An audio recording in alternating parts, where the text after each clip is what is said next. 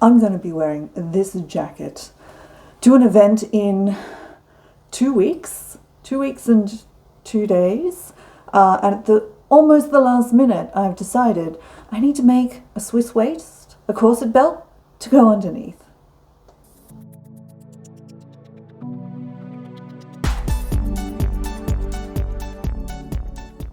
Hello, it's Icy. Yeah, that's right. I've known about this event for a week basically and spent, several hours going through all of my fabric to work out, did I want to make a vest?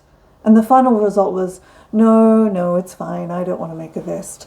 And then I was like, do I want to make a Swiss waist? And I was like, no, I don't want to make a Swiss waist. It's fine. It's fine. That'll be fine. And now I've come back around again 5-6 days later, and I have decided, no, I do actually want to make some sort of Swiss waist corset thing to wear under this jacket. So we're gonna try that. Now, much of the time I spent trying to work out if I wanted to make like a nice vest or not was involved in colors in order to match the purples that are on this. I had some fabric that I was going to use, and it turned out to be far too blue because this has gone quite, with this color in here, it's gone quite warm, and I love it. I adore this shade, but it does mean I need to come more towards a magenta rather than a cool purple. So color matching has proved to be quite tricky. I've only got a tiny bit of this left, and I could go and buy more of it, but the fabric itself is terrible, and it's like, it works fine for a lining, but it's so crinkly, and you can look at it and it creases, and it's not it's not good. It's not good. It is entirely possible at some point in the far future I will replace the entire lining of the jacket with something that's a bit more practical and works better, but that's for another day. So what I've decided that this, I'm going to take the pattern from this Elizabethan style, I was just trying to remember the era there, Elizabethan style corset that got refashioned in a previous video and then turned into an actual corset pattern, a 1960s style corset pattern, but I'm using for all my Victorian stuff because it works for my body shape, which is on the mannequin right now. In another previous video, I'm going to take that pattern and I'm going to turn it into a corset / Swiss waist. So it's going to be laced at the back, no fastening at the front because the jacket doesn't fold over. So whatever you see at the front here is actually visible through the jacket. This cut shape sits quite well. So basically what I'm going to do is basically make an underbust version of this, I think. I have like either this shirt is the plan to wear with it, maybe with like a long sleeve undertop if it's cold, and or like the one I'm actually going to wear to the Ren Fair, medieval fair this weekend. That could be an option as well. So basically the top will be black. The belt is going to be black. I may, not currently decided, put a bit of the purple binding across the top and the bottom. Have not yet decided if that's the vibe or not, or if I want it just to be just black. I do actually have some more of this satin binding as well, so that's possibly we just go with the satin binding for a little bit of like contrast. And the advantage of course is if I go very plain, then I can wear it with whatever. Now, fabric, amazing. Actually, no, I still have some herringbone couture for actual making of real corsets, and I do have enough, but also, and not in this box and folded up somewhere else, I have from the ever fantastic reverse garbage, link in the description, I bought 2 meters of what I'm pretty sure is just plain couture, like in black. They did not know what they had. It was so heavy just for those 2 meters. So I think what I'll do is I'll make the inside layer out of the plain couture, and then maybe make the outer layer out of the herringbone. Possibly I can just make the outer layer out of something plainer, but yeah, so at least 1 layer of couture. Now I think I will make it like this. This is actually drill interfaced with heavy grey iron-on interfacing. In fact, weirdly enough, the interfacing that's left over from that I used, the last little bit I used in the witch's hat, and this was made, I don't know, more than 15 years ago. A long time ago. We keep fabric for a long time in this house. It's boned with cable ties and a 30 centimeter metal ruler. So it will probably just go with that.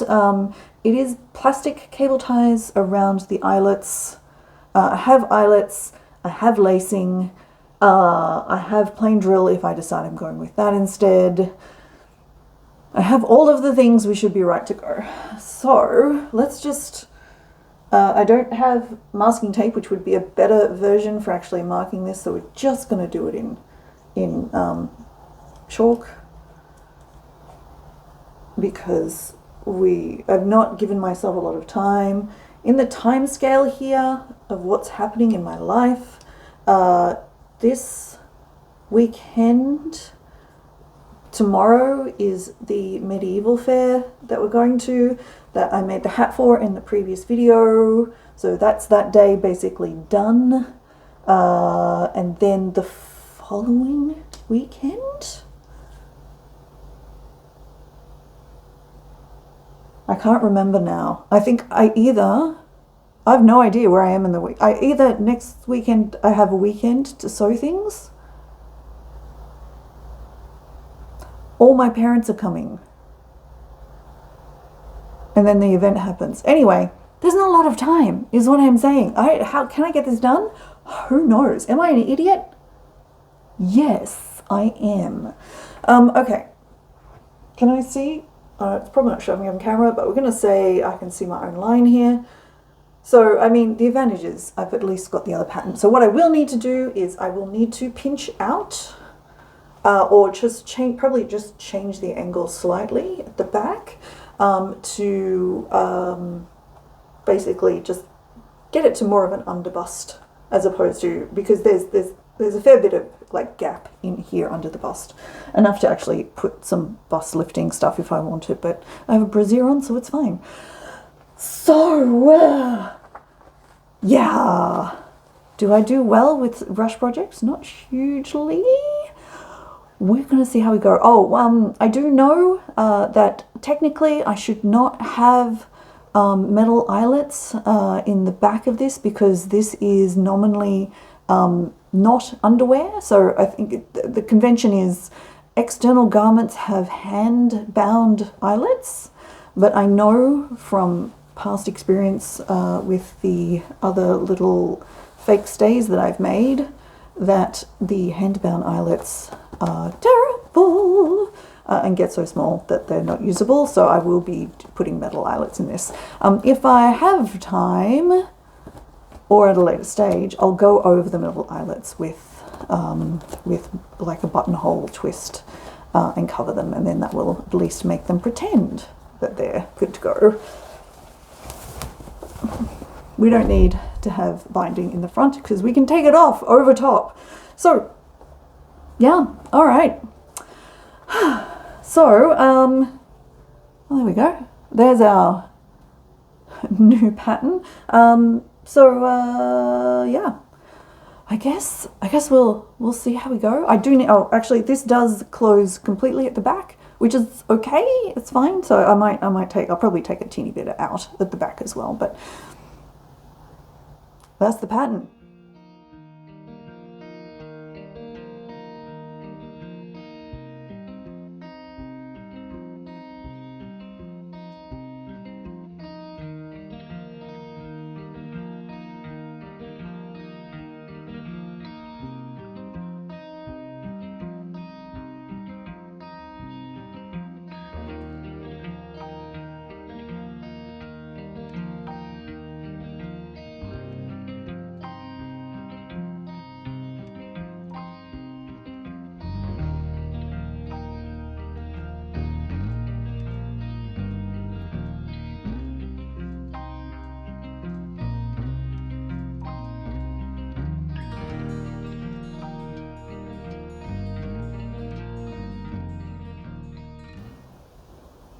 So this is going well and fast. I might have done slightly too much last night in that it started to get tedious and annoying, but that's okay. It was going really well. Look how fun that is. I started by drawing the chalk lines and then I went, oh, I don't know if this is working. And also the drill I didn't think was necessarily going to make the best boning channels, like if I just sewed between that and the coutil on the back. So I went, oh wait, didn't I have some like cotton tape that I'd purchased specifically for the purpose of boning? Oh, look at that. So we went with the cotton tape. And yeah, as you can see, it fits perfectly with a pair of the large cable ties. So we do this, and hang on. Okay, we just hold it in place. Look at that. How fun is that? That's so fun. So the gap, it feels parallel. I'm just holding it in place, obviously. I'm not trying to get any kind of waist like nipping or anything out of this, so it doesn't really matter. It feels like it's approximately, well, it's about that much of a gap, I think, at the back. Was it about 7 centimeters? So that should probably come down to about 5, I think, when it's laced, which sounds fine. That sounds okay. Yeah, the design is meant to be reversible. So on this side is the coutil. Now, as you can see, I've edged just the ends already with, it's going to show up, there we go, with the satin. That looks really neat. I'm very pleased with that. That looks really great. So I do plan to edge the whole thing top and bottom with the satin as well. But what I'm thinking, I saw a picture of this on somewhere, the internets. They had a black one, but they had like a front panel of velvet, and I've got some scrap velvet. And I would have enough to just like make, like just sew in the front. Like I can just basically sew it over top of like these lines here, like these ones, and just have a bit of a front panel in velvet. I think that would look really nice. So I'll do that. I'll do that next, and then we trim down the boning channels, and then I guess I need to put in the. Actually, probably the first step is actually honestly. Sure, the velvet, that's fine, we can do that. The first step is probably really to put the eyelets in, down in this gap here, and then check the whole thing fits before we go too far. Because I did not really do like a full-on proper test, because it's based off ones I already got and fit and look fine, but I did still change the pattern. So maybe we should do a test. Do you think I should do a test? I think I should do a test. It seems like a good idea. I should maybe just make sure this fits before we go too far. So yeah, that's going super good. So I think, yeah, next step, probably eyelets.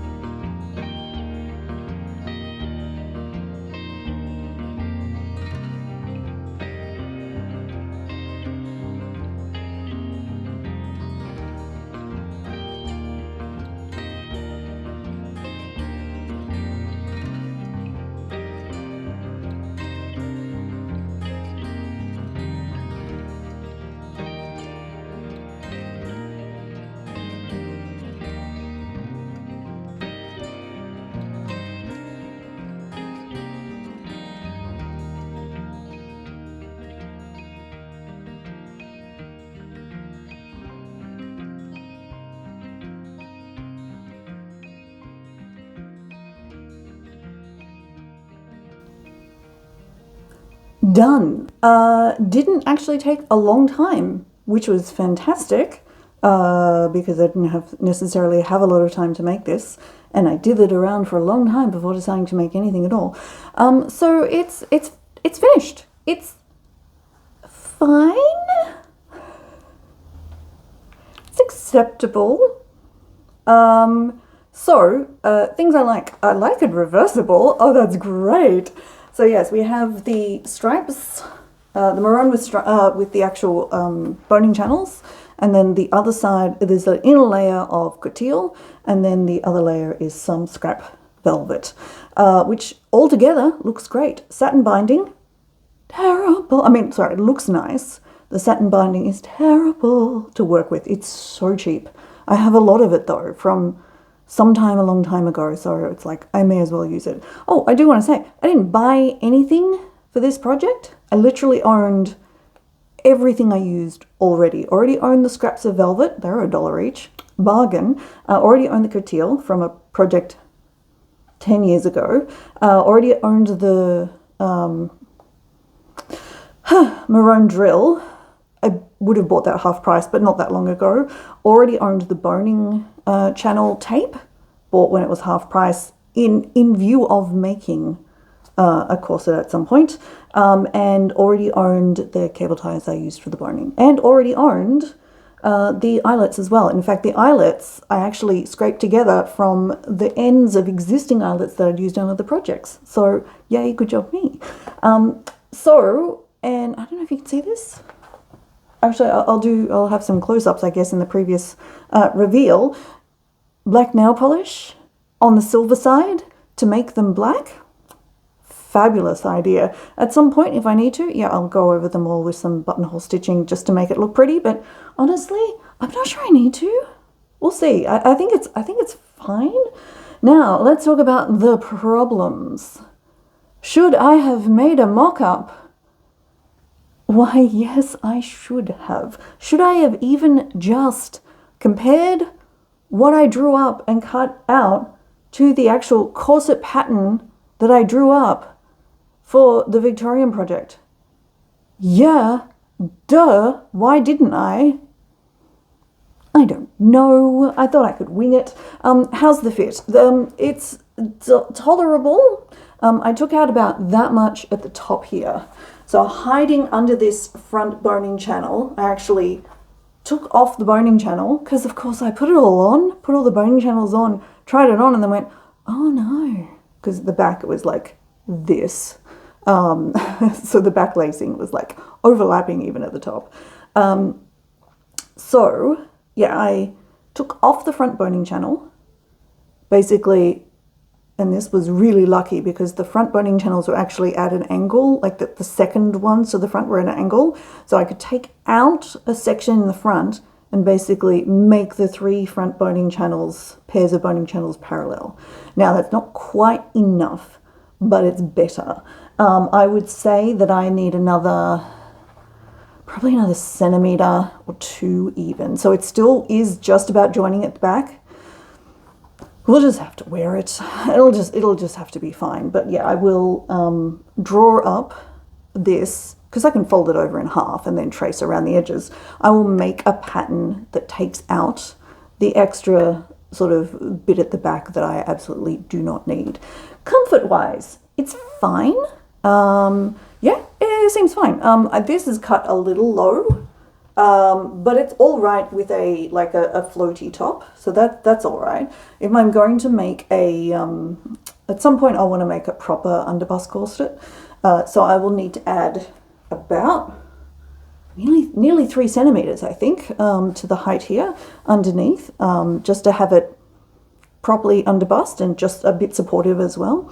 But it's fine for this sort of corset belt vibe. The back, it's very comfortable. Like sitting here, this is the existing kind of corset. I'm not 100% sure whether corset belts really do that back support. Have I really just made an underbust corset but with no hip support? Maybe. I mean, that's fine. I don't have a problem with that, but maybe. We're still going to call it a Swiss waist corset belt and deny anybody says, isn't that just a corset? No, of course not. No, it's fine. It's fine. So yeah, so the kind of the tubular flat is fine for my kind of rib cage, hip, waist vibe. So that's no problem. Now, Do I have one other problem that I am unsatisfied with? Yes, it will be absolutely fine if I'm wearing a skirt. However, with pants, we got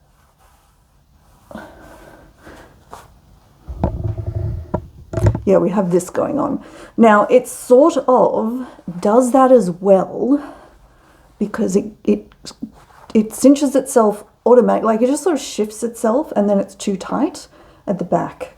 So I don't know how I can, sort of like at the back at the top, which sort of tips the whole thing backwards.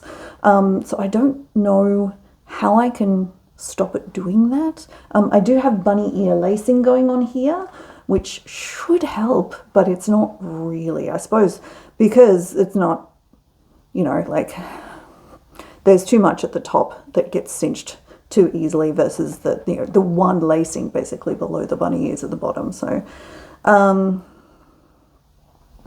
have to have a think and see if there's is there some way of forcing it to stay further open at the top? It's okay. Anyway, I am satisfied with how this came together. It came together relatively quickly.